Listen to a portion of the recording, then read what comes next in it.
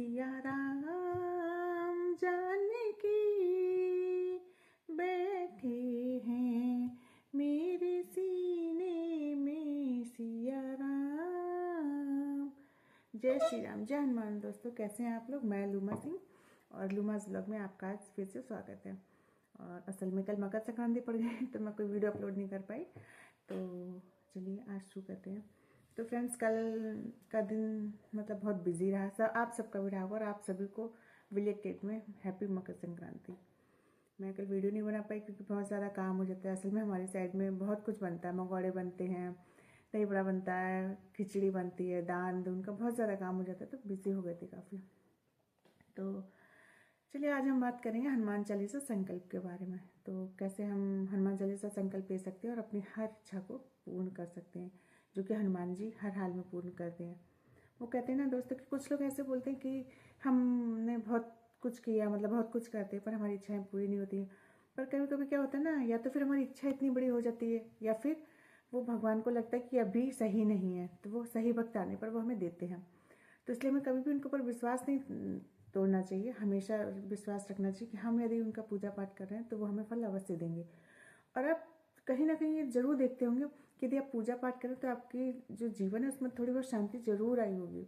बहुत चेंजेस आपको दिखाई देंगे जो कि हम अनुभव नहीं कर पाते हैं, या फिर हमें लगता है कि शायद ये ऐसे ही हो रहा है, पर वो सब उनके ही कृपा से होता है। क्योंकि अगर वो चाहें तो कुछ भी कर सकते हैं। कहते हैं ना, उनकी इच्छा के बिना तो एक पत्ता भी नहीं हिलता है। तो इसलिए हमें उन पर विश्वास रखना चाहिए। तो चलिए आज हम बताएंगे कि हमें हनुमान चालीसा संकल्प विधि कैसे शुरू करनी चाहिए। तो फ्रेंड्स, सबसे पहले हमें क्या करना चाहिए कि 3 दिन का हनुमान चालीसा संकल्प कर लीजिए आप शुरुआत में। क्योंकि अभी जब हम शुरुआत करते हैं तो हमें इतनी ज़्यादा जानकारी नहीं होती है, तो हमें थोड़ा घबराहट भी होती है कि हम कैसे करेंगे, कर पाएंगे नहीं कर पाएंगे। तो आप 3 दिन हनुमान चालीसा संकल्प कर लीजिए और 7 बार हनुमान चालीसा कीजिए। तो इसमें आप सुबह शाम किसी भी टाइम कर सकते हैं, कोई दिक्कत नहीं है। और क्या कहते हैं, यदि आप शाम को करेंगे तो ज़्यादा फलदायी होता है, क्योंकि कहते हैं कि पूरे दिन वो हनुमान जी राम जी की सेवा में लगे रहते हैं और शाम को वो सबकी अर्जियाँ स्वीकार करते हैं। जब फ्री हो जाते हैं तो हम सबकी इच्छाएं सुनते हैं, अच्छे से करते हैं। वैसे तो आप किसी भी दिन कर सकते हैं, कभी भी कर सकते हैं। कहते हैं ना, हर बार भगवान का ही होता है। तो सबसे पहले आप क्या करेंगे कि नहा धो के आप नहा धो लें अच्छे से, और फिर उसके बाद आप लाल कपड़े पहन लें। लाल वस्त्र अच्छे रहते हैं, वैसे आप कोई भी पहन सकते हैं, काला नीला ना पहने, बाकी कोई भी पहन सकते हैं। और उसके बाद आप एक चौकी लगाएं, चौकी पर लाल कपड़ा बिछाएं और कपड़े पर सबसे पहले गणपति जी की, राम जी का दरबार और हनुमान जी की मूर्ति को स्थापित करें। ये सारी चीज़।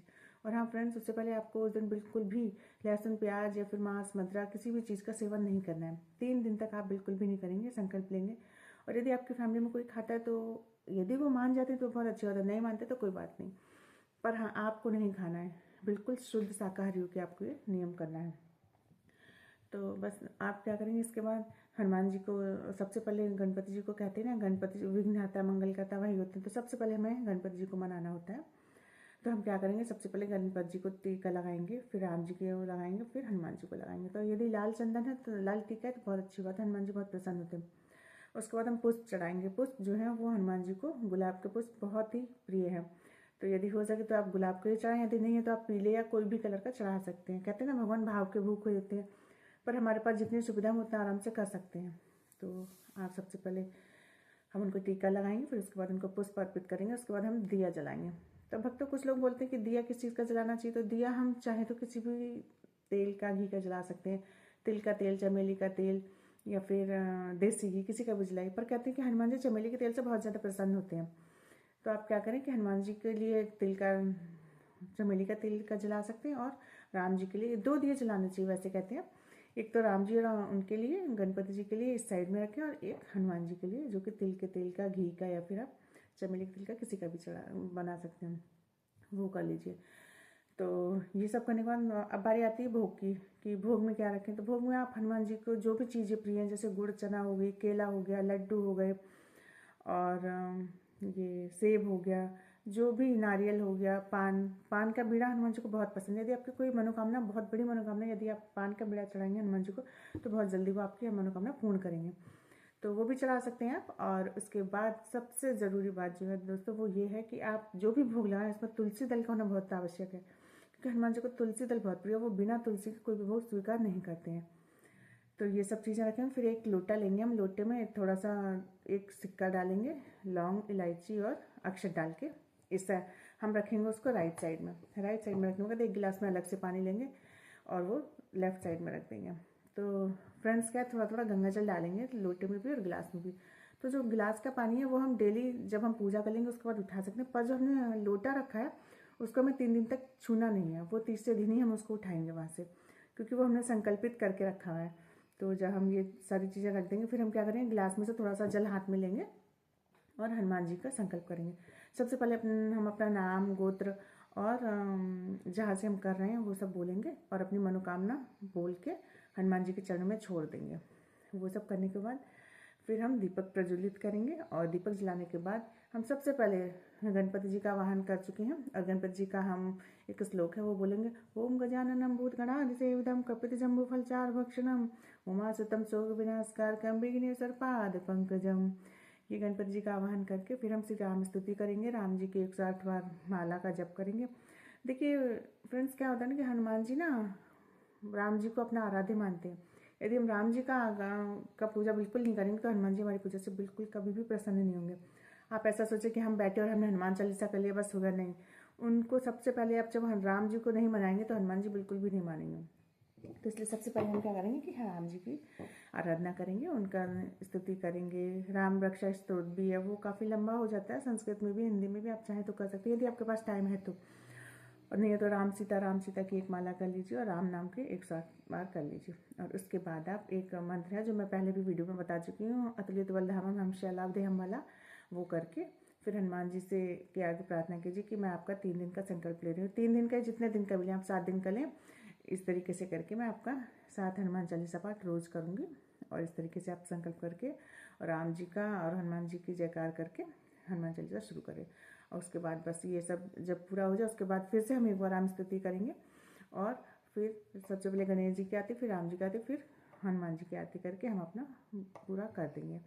तो फिर दोस्तों क्या करना है, ये आप किसी भी दिन से कर सकते हैं। वैसे आप मंगल से करते हैं तो बहुत सुविधाई मानते हैं, शनिवार से भी कर सकते हैं। यदि बहुत ज़रूरी है आपका कोई काम कि आप चाहते हैं कि मेरा ये काम हो ही जाए तो आप किसी भी दिन से कर लीजिए। कहते हैं ना भगवान को इससे कोई फ़र्क नहीं पड़ता, लेकिन हम लोगों ने बनाया कि मंगलवार शनिवार हनुमान जी का है तो हम लोग उसी दिन ज़्यादा मानते हैं, उस दिन कर लीजिए।